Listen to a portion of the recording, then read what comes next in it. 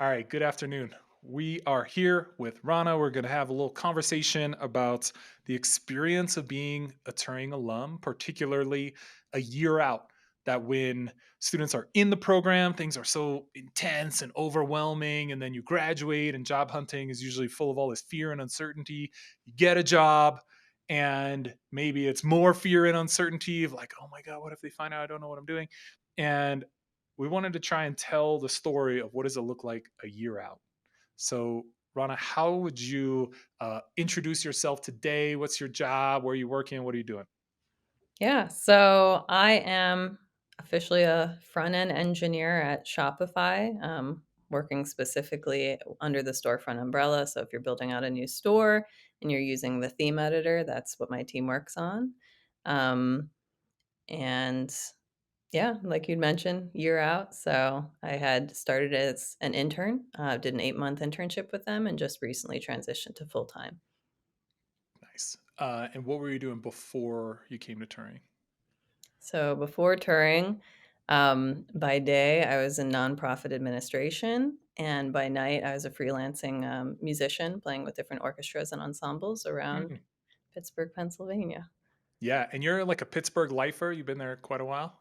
I've been here since grad school, so Okay. I home is Cleveland, and Cleveland's only 2.5 hours away. So I haven't really escaped the Northeast, like Ohio, Pennsylvania border Yeah, area. that makes sense. And with in that previous career, doing the nonprofit work by day, doing a little more artistic work by night, why hang it up?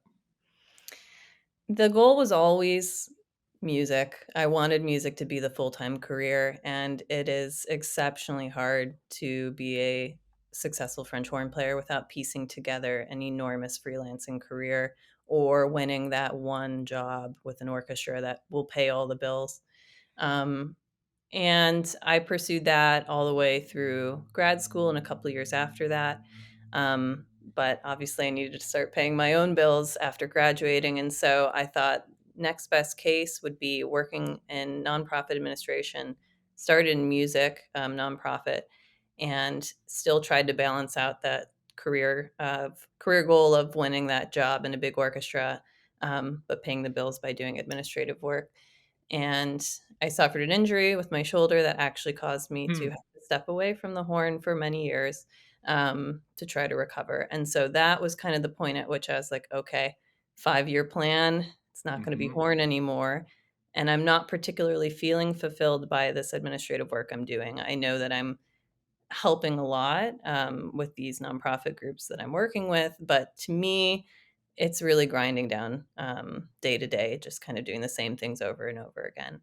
And Yeah. so I actually swapped to go work for my old grad school, Carnegie Mellon, so that I could take programming classes. Computers have always kind of been in the background for me, and I was like, I think this might be something I want to do, but I want to make sure first. Is this something that I actually enjoy?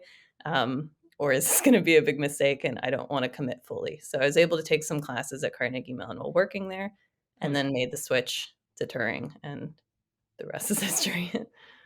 It's amazing. There's definitely a strong trend of music people, whether musicians or audio engineers and so forth, that come into programming or come to Turing specifically. I wonder, kind of as you're saying, of I wonder about like why does that happen? Maybe there's a trend partly because it's hard to make it long term in those spaces without just doing the same things over and over, and you get to a spot where you start to say like, I love that dream, and but also I need a plan.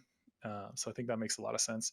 When you took classes at Carnegie Mellon, were you like, hell yeah, this is me? Or were you like, what is happening here? Or what was that experience like?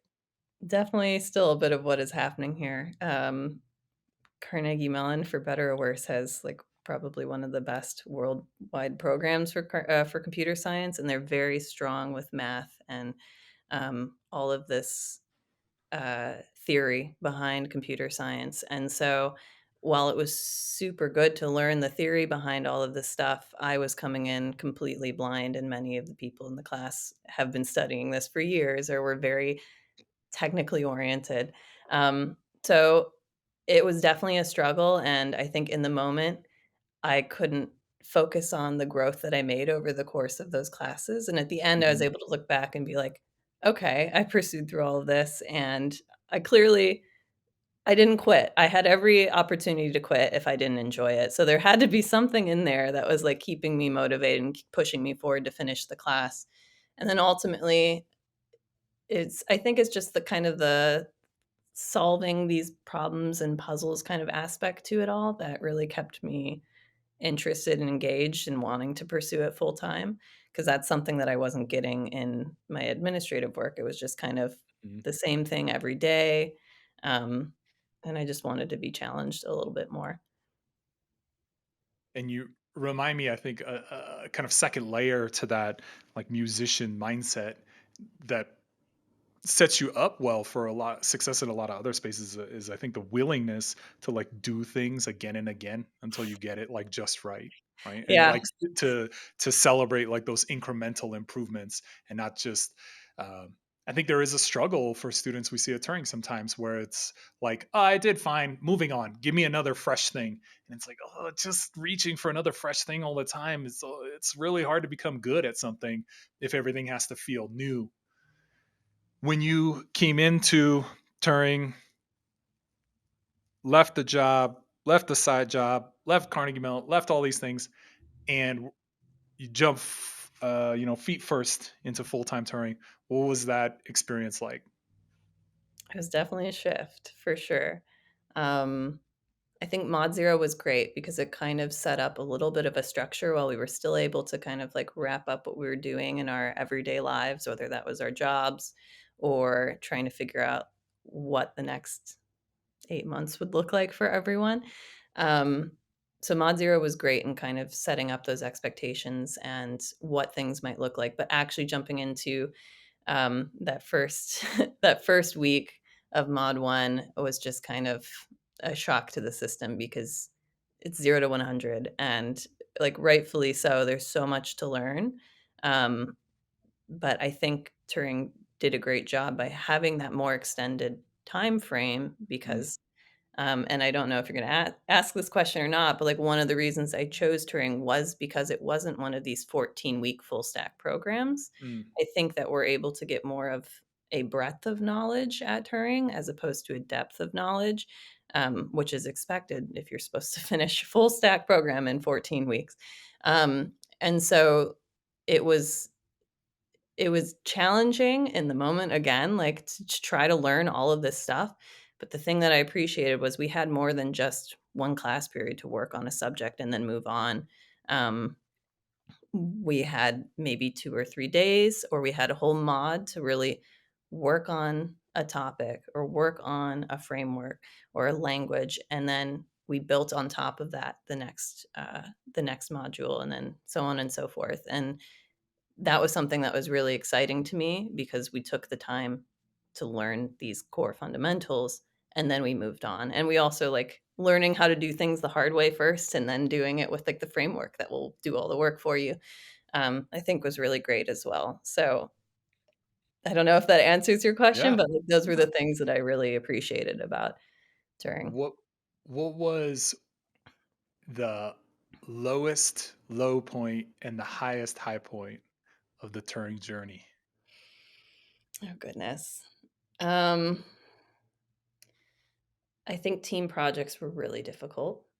Um, and one particular team project was just really hard for me because we weren't all the same on the same page, and you have to deal with other people's schedules and things that are going on in their life, and not everyone can commit 100% to a project, and that's fine. But I just remember, like, we were getting down to the wire, and it was really difficult to reconcile the fact that I might be held behind because this is a group project and you need Mm, that hmm. passing grade. Um, And so I ended up having to do a lot of extra work just to make sure that the project would pass. And so it was great for me in the sense that I got to learn a lot and do a lot of stuff. I felt badly that we couldn't all do it together as a team. Um, but I just remember being extremely stressed and miserable that week, just trying to get this project finished. Um, But probably the best highlight of Turing was, the Mod 3, like, the project where we got to kind of break out and learn our own, the first taste of, like, our own,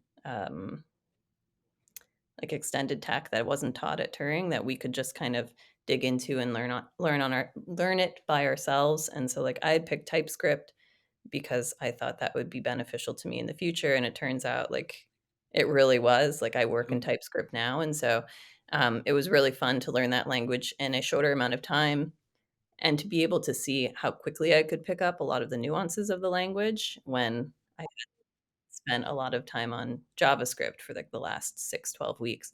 Um, so it was really exciting to be like, "Oh, I picked this up in a week, and I was able to build out a little app that does things, and it mhm. doesn't break."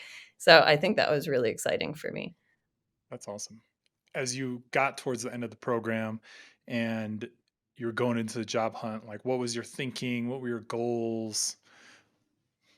How'd you approach it? Yeah.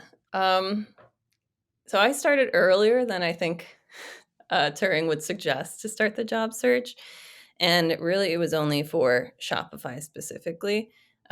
I targeted internships, and so that kind of, like, winter internship cycle, when applications opened was right around the start of Mod 2, and so I didn't I didn't know how to use React yet, and a lot of these front end internships wanted you to have some sense of knowledge with a framework. But I was kind of the mindset like I don't want to wait until they reopen in another 8 months. Now or never, let's just do it. Mhm, Um, but even though I applied to that and a couple other internships early, the job process is so long, that there was plenty of time where I was still applying to jobs during Mod 3 and Mod 4, um, and I ended up because I learn better by repetition, I think it comes from being a musician, I ended up creating, like, a little job support group, mm, in my cohort, and so we would meet weekly, and we would, do, like, leet code problems or exorcism problems in front of each other just to kind of have that, like, sense of nervousness that you might get during technical interviews. And then we would ask each other behavioral questions and kind of give constructive feedback. So that was really helpful to have as well. Um, but it's definitely a scary process. It's a long process, and you just never know what they're looking for, regardless if you think that you fit into everything that they're looking for or if you don't. Sometimes you get the job and you didn't expect it, or sometimes you get an invitation even when you don't think that you have everything that the job description is asking for. So just, I guess I went into it with a like shoot your shot mentality, and mhm, I stayed pretty specific to things that I was really important, like interested in, thought was important to me at the beginning. But as I started getting towards the end of Turing, kind of expanded that net a little bit. mhm. Um, but to each their own. That's just kind of what I've focused on. Yeah. A couple things I want to come back to in there. First is if you make a job group in your cohort and you're talking about jobs and you're giving feedback and you're helping each other with interview questions, what if somebody takes your job?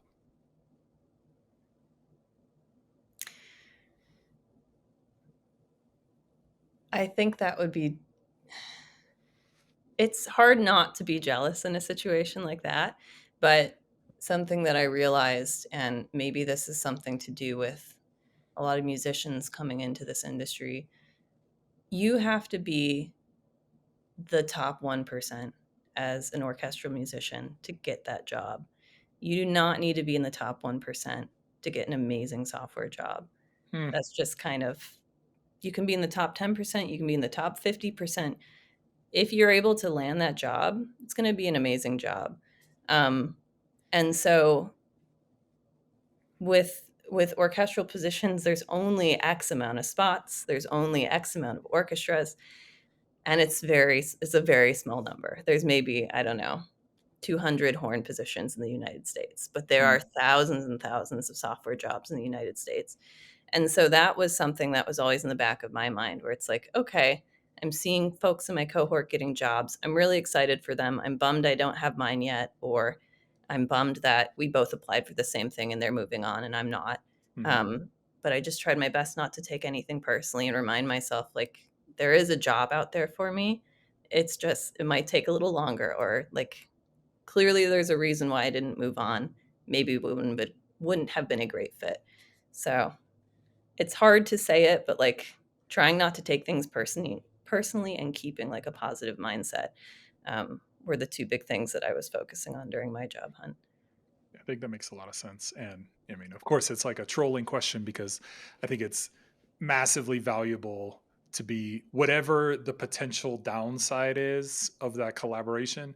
The that's maybe the upside is a definite, right? Getting that feedback, seeing what other people are doing that is working for them, and maybe it'll work for you, or even just the job hunt is lonely, Hmm. right? Or is like lonely by nature. And I think when people kind of federate like you all did, they tend to be more successful. And it's also tough. One of the things we'll see with cohorts post graduation is you have this unfortunate selection problem where the people who get jobs often go do those jobs. And so then you go from a group where it's like, some of us are going to get jobs soon, to then like those people fan out and the group just gets smaller and smaller, and it's Yeah. all sad, right? It's just like all the sadness in there, and it's totally understandable. And that's where I'll try and push people like, hey, if you get a job early, like how good would it feel to help somebody else get their job too, right? And that's a way to really like leverage the group and like leverage our insights and power and all those pieces. I wanted to come back to getting an internship. I think a lot of students or alumni would bristle at the idea of an internship. Like internships are for high school kids or something. Like not from I'm a pro. You went after internships with a Mhm. degree of intention. Why? Well, I might be one of those people who are like, I'm not a spring chicken anymore. Like, why would I be going out for internships when I have multiple degrees? I've worked in multiple industries for quite some time. Um, I saw internships for two things. One, kind of getting a foot in the door of a company that you might actually be interested in working in, especially if they weren't hiring juniors, but they were taking on interns. Um, I was hoping to leverage that into a full-time position if possible. Um, Secondly, it's just a longer on ramp for onboarding. And so it's not necessarily no risk involved. Like you can make mistakes, and but I think it's a more supportive environment than just going head on into a full-time Mm, position. At least that was the mindset that I had. It's obviously going to depend on the company, but I was looking for a little bit of that mentorship piece. I wanted to be able to kind of relax a bit on, I wanted to take my time learning more about the mhm. company, learning more about how to become successful in this job. And I felt like an internship would be safer than going straight into a full time position, which may or may not be true, but Yeah. that was what, in my mind when I was applying for them.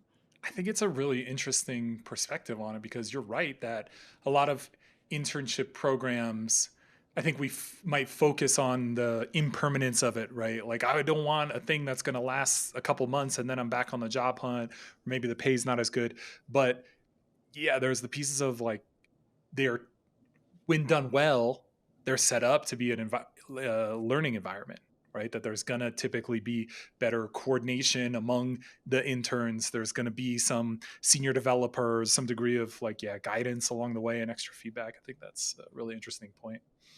So now that you've been in the job for a year, like what have you learned? What matched your expectations? What's been a surprise along the way? I think the biggest surprise is how prepared Turing actually had me. Let's say how prepared you made yourself at How Turing. prepared I made myself. Yeah. Okay. But I do wanna give credit, especially to the front end program, because that's the program that I took.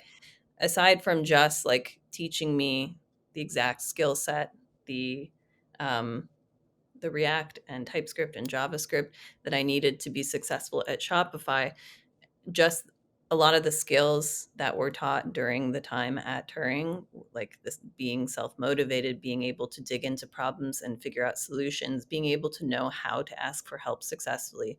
Um, all of those skills were things that came into play really quickly and were very helpful um, during the internship. And those were not skills that I necessarily saw from some other interns because Mm, they haven't worked on those skills before. And so I felt like I was able to ramp up quicker um, because of those things that we were taught.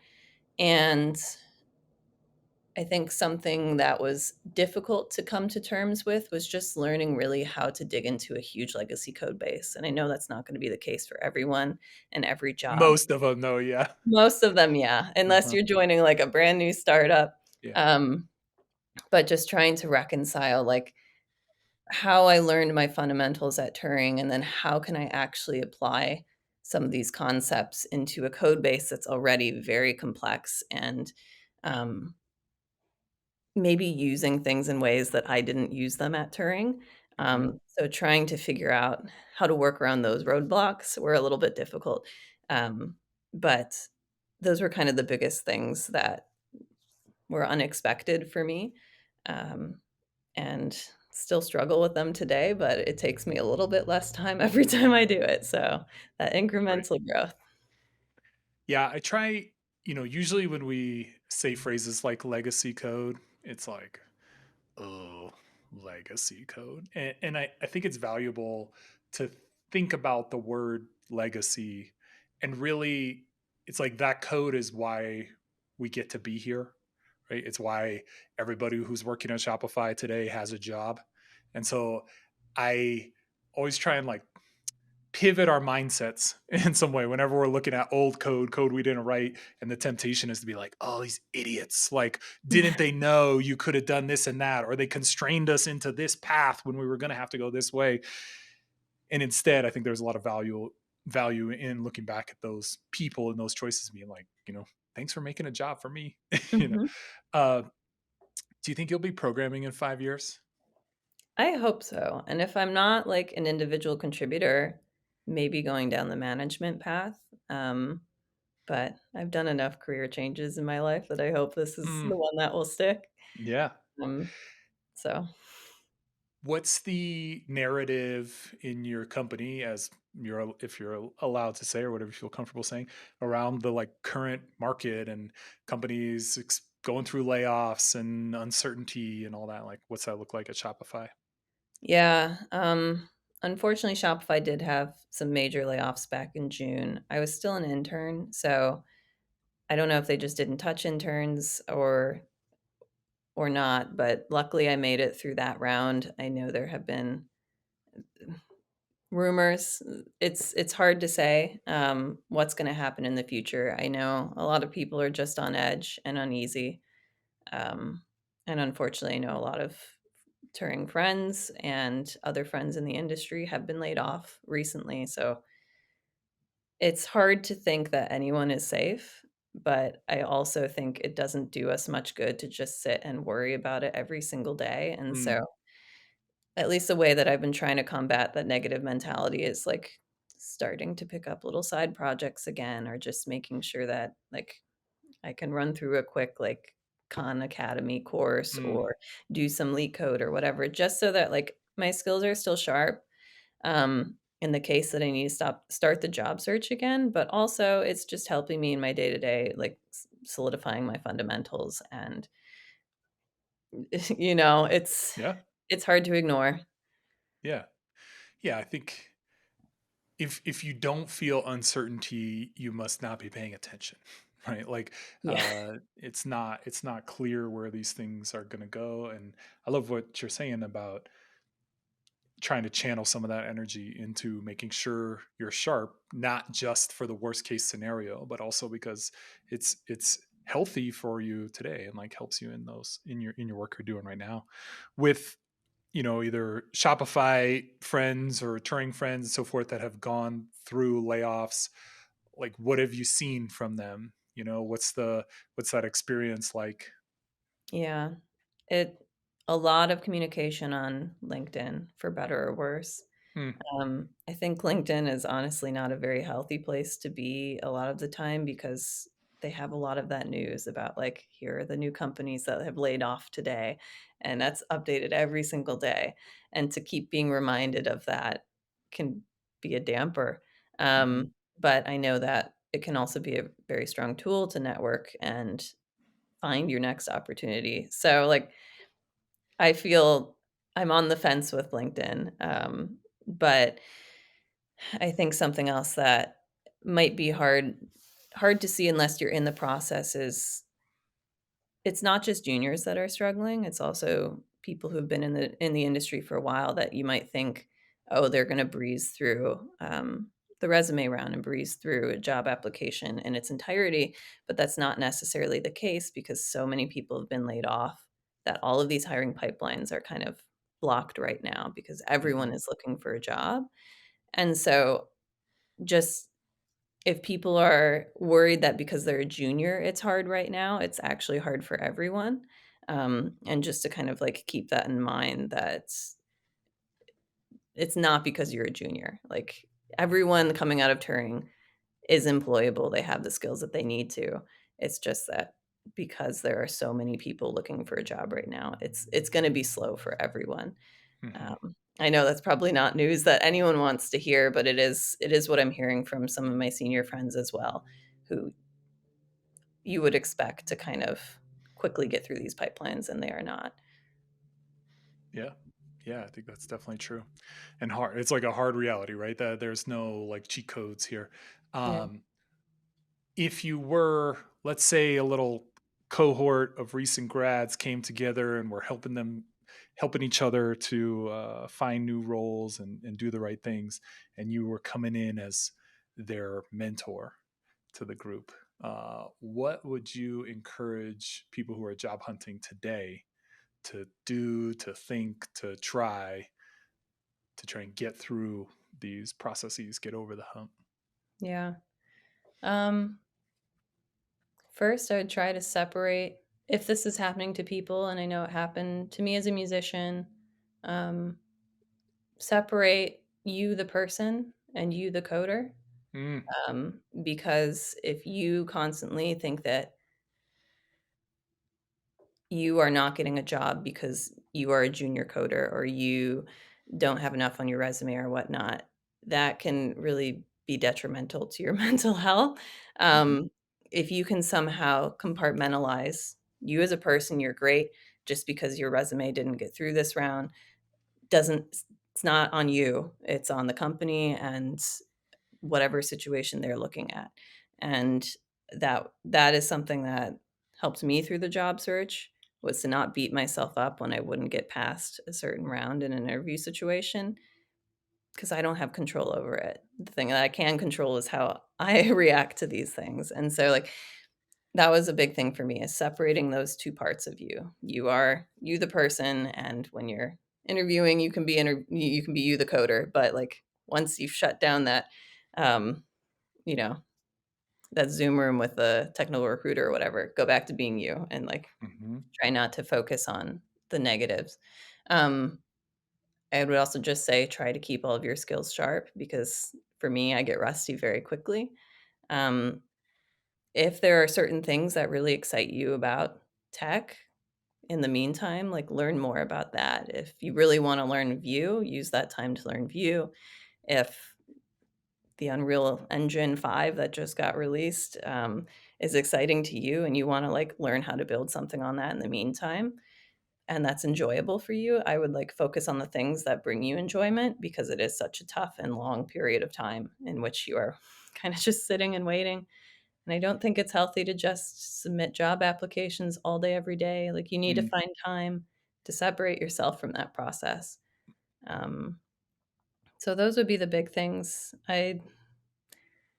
I'm not gonna go through the obvious ones that Turing already teaches you, like making sure your LinkedIn's up to date, making sure you're making all these networks and connections because everyone knows that already. So, yeah. yeah, I would say focus on yourself, and if you're, like, the strongest version of yourself, both mentally, um, coding-wise, you will succeed more quickly than if you're beating yourself up and you're in a in a funk, it'll just be much harder. Absolutely. Yeah. It's when you do get to the interview, you got to be ready for it. Mhm. And if you're, yeah, letting those skills kind of atrophy or kind of focus just on job hunting, and it can be hard to turn it right back on, right? Yeah. So I think that's smart advice.